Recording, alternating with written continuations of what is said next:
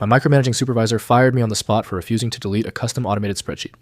So I sat back and watched him accidentally trigger a catastrophic system-wide operational meltdown that cost the facility over $50,000 in less than a single morning. I worked as the senior logistics coordinator at a massive regional fulfillment center. The facility operated 24 hours a day, 7 days a week, moving hundreds of thousands of time-sensitive packages every single hour.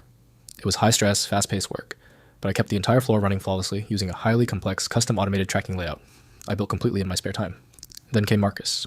Marcus was a newly hired assistant operations manager who completely lacked any practical understanding of the physical floor workflow. He was obsessed with corporate authority and absolutely hated that the team relied on my custom tracking sheet instead of his broken corporate templates. He called me into his glass office, slammed his hands down, and demanded I permanently delete my automation files, calling them an unapproved security risk. When I calmly explained that the manual fallback would cause an immediate bottleneck, he smirked, told me he didn't care about my excuses, and ordered me to hand over my badge on the spot. He thought he was flexing his power and making an example out of me. What Marcus completely failed to realize in his rush to look important was that my custom tracking layout ran a delicate background data mapping macro. It required a specific administrative password, override every single morning at exactly 6 a.m. to clear the server cache and reset the physical conveyor routing paths. If that manual override didn't happen, the incoming data pipelines would completely freeze, and the automated sorting gates would lock down entirely.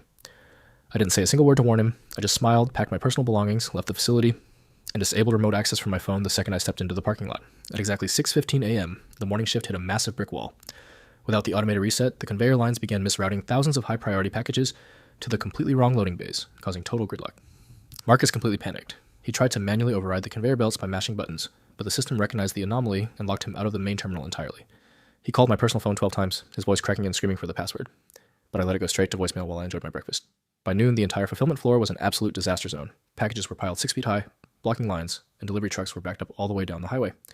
Corporate executives had to step in, ground all operations for the day, and fly in an emergency technical team to completely rebuild the database from scratch. That single morning of unmitigated chaos cost the company $50,000 in missed delivery penalties. Marcus was fired by regional directors before his shift even ended and escorted out by security.